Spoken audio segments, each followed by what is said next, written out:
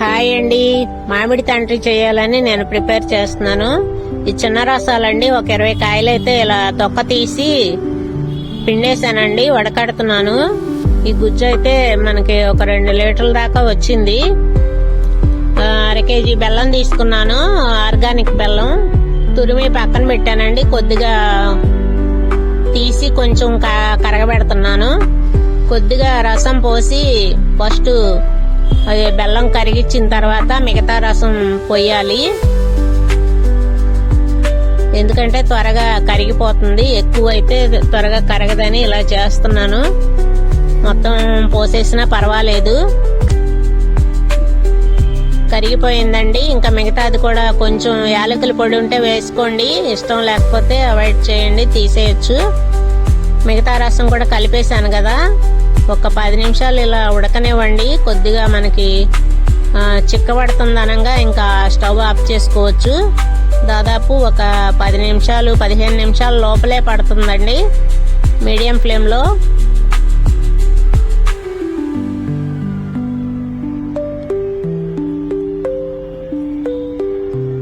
రెండు నిమ్మకాయలు, పులుపు సరిపోదు కదా, అందుకే ఒక 2 నిమ్మకాయలు అయితే వేసుకున్నా. ఎందుకంటే తీయగా ఉన్నాయి రసాలు, మే నెల చివరికి వచ్చేసాం కదా, అందుకనే పులుపు అంటూ లేవు, లైట్ గా ఉంది పులుపు. ఇలా ప్లేట్లో స్టవ్ ఆఫ్ చేసి ప్లేట్కి ఆయిల్ రాసి, సన్ఫ్లవర్ ఆయిల్ గాని నెయ్యి గాని రాసుకోండి.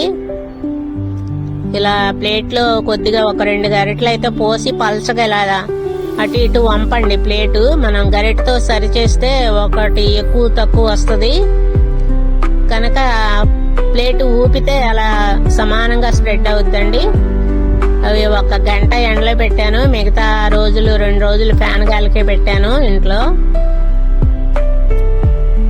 ఇలా చాకుతో కట్ చేసుకొని పొరలుగా దాన్ని మడత పెట్టడం వల్ల మనకి పొరలు అయితే వస్తాయండి.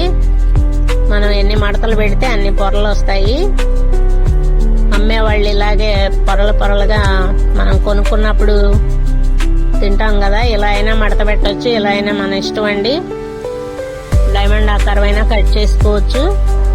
ఓకే, ఛానల్ చూస్తున్న వారు లైక్ చేయండి, షేర్ చేయండి. కొత్తగా ఎవరైనా చూస్తే ప్లీజ్ సబ్స్క్రైబ్.